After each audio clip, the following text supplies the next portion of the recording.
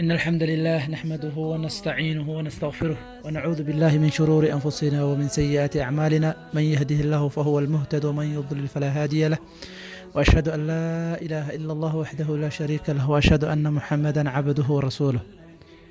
waxaan soo gaarnay darsigii sideedaad iyo xadiidkii sideedaad. xadiidka sideedaad waxaa laga warinayaa ibnu cumar radia allahu canhuma, isagiiyo aabihiiba allaha ka raadli noqde.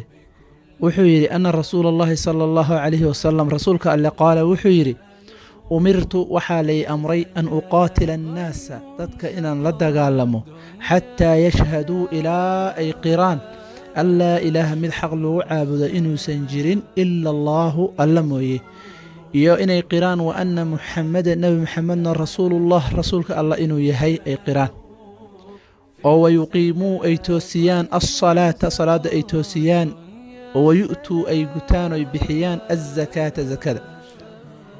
fa idaa facaluu buu yihi nabiga calayhi salaatu wasalaam, hadday falaan daalika arrinkaa la soo sheegay sidaa hadday oola yimaadaan, casamuu minii waxay iga ilaaliyeen oo iga xifdiyeen dimaa'ahum dhiigagooda, iyo wa amwaalahum hantidooda iyo maalkooda, ilaa bixaqi alislaami islaamka xaqiisa mooye, wa xisaabuhum xisaabtooda iyo uurkooda wixii ku jirana cala allah dushiisa ayuu ahaaday. rawaahu albukhaariyu wa muslim. xadiidka waxaa soo saaray bukhaari iyo muslim ayaa soo saaray. ibnu cumar wuxuu leeyahay, nebiga wuxuu yidhi sala allahu calayhi wasalam, waxaa lay amray dadka inaan la dagaalamo. yacni waa gaaladii xarbiyiinta ahaa weeye oo asalka ahaa.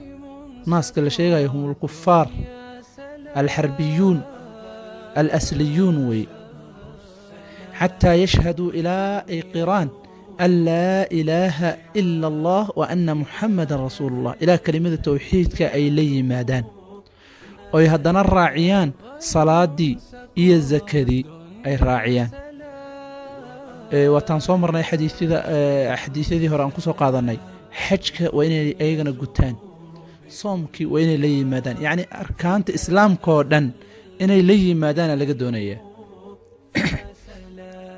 towxiidka u horeeyo, salaaddii, zakadii iyo intii kale oo la socotay, sidii xajkii, soomkii.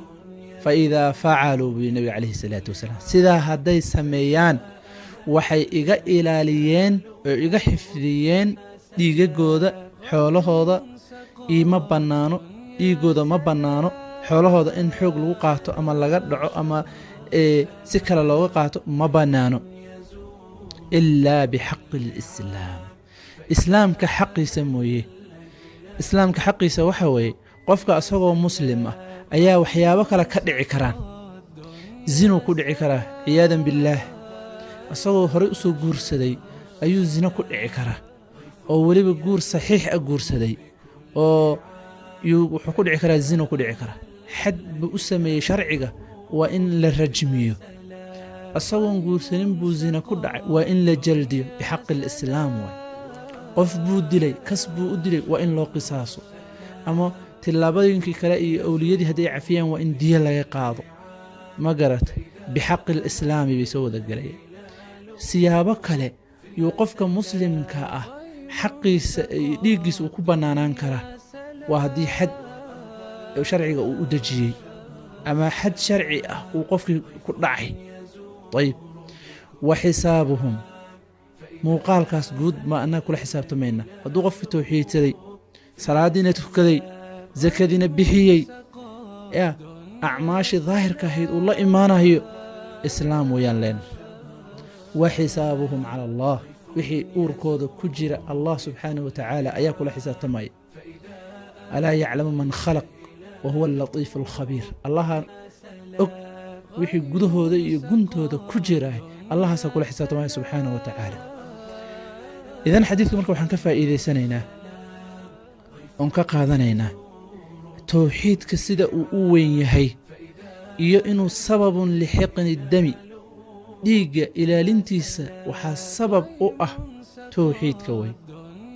waxaan kaloo ka qaadanaynaa mashruuciyat aljihaadi fii sabiili illaah, jihaadka inuu bannaan yahay oo mashruuc u yahay markii asbaabtiisa la helo, sababihii keenayay markii la helo. waxaan kaloo xadiidka ka faa'iidaysanaynaa axkaamta in lagu socodsiinahaya daahirka iyo sida muuqato, wallaahu yatawalla asaraa'ir, wixii uurka ku qarsoonna ilaahay baa loo daynaya subxaanahu wa tacaala. waxaan kaloo ka qaadanaynaa qofka haddii tawxiidka uu ku dhawaaqo oo arkaanta islaamka inteedii kalena uu la yimaado, xaruma qatluhu wa qitaaluhu, dilkiisa iyo dhiiggiisa ma bannaano ilaa bixaqi lislaam, waataan soo tilmaannay.